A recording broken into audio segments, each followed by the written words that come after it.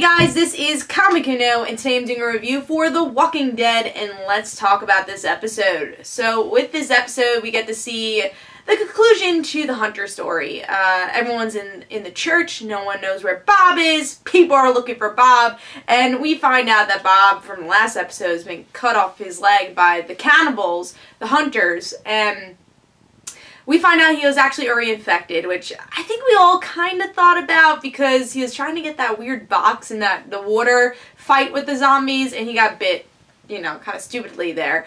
But it affected the Hunters. Now, the Hunters, they want to go kill Rick's group, so they go to the church, and there's this big battle between the Hunters, and that's pretty much that goes on here. We learn a little bit more about Gabriel and why he is who he is, why he's kind of like, why he's scared, and why that thing was written on the church. But we get a good cliffhanger of Daryl walking out of the forest, and he says, "Guys, come out." And we don't know who's coming out. Is Carol alive? Is she not alive? Does Beth come out? Because with the next preview, we get to see that what's going on with Beth. She's been gone for a while. And also, Abraham now goes to Washington, and he takes Maggie and Glenn with them. So I don't know if we'll see Maggie and Glenn for a while, or they'll try to tell two stories at once. So what do I think about this episode overall?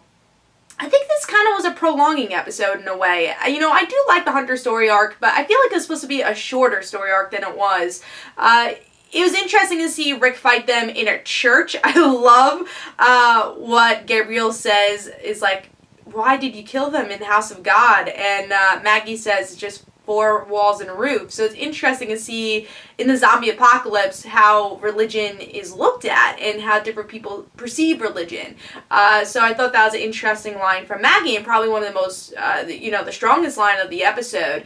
So I think killing the cannibals is just showing where these people have, or what these people have become, truthfully. And I think that's really interesting to see that this group of people would kill these cannibals in the house of God and not really think about it as the house of God, but just surviving. So I thought that was a really interesting part of the episode. But like I was saying before, I think this was more of a prolonged episode to get to more story. I don't know if the cannibals are so important to the overall season, or the Hunters are so important for the overall season. And I kind of felt like it was stalling a little bit. And I didn't like that about the episode. Definitely felt stalling, and also I didn't get the emotional impact of Bob's death either. I feel like we've seen this scene so many times with other characters, and with other characters you have the history with them, you really care about them, and for me I just never cared about Bob, so I guess it's interesting to see Sasha's point of view with it, but other than that, I didn't get emotional with Bob's death, and that's a big part of the episode. So if you're not a Bob fan, I don't know if you'll enjoy it, but if you are a Bob fan, then you probably enjoy the touching moments with Bob this episode. But the most interesting part definitely is the ending, where we got an awesome cliffhanger of Daryl's like, "Come out," and I think it's going to be Carol and Beth. I don't think Carol would die that way, so I think it will be Carol and Beth, but it's just a hint of, oh look, it's Beth too, where did we get her? And you're going to have the flashback episode, which I think is going to be really well crafted, and it might be like that episode where we get to see the two little girls, Lizzie, you know, that powerful episode with Lizzie. I think we're going to get a really cool standalone episode with Beth. And I hope it's kind of like a Lizzie episode in that way, because I think that's one of the best episodes of the series so far. So hopefully we do get that. You know, I think a weaker part for this episode was probably Maggie and Glenn going with Abraham. I don't really like that idea, just because we've gotten the group separated throughout really the last, especially the later part of last season. So to see them separate again, I'm not a big advocate of it. I don't know how they're going to really tell the story. Are we going to see Abraham, or are we going to meet up with Abraham later? So Maggie and Glenn are some of my favorite characters. I want to see some screen time, and I don't think we've gotten enough screen time with them throughout the whole entire season. And that's another disappointing factor of this season, is that we get screen time with like Sasha and like Tyrese, but we haven't seen Maggie talk like at all, and Glenn, they had like one line in this episode.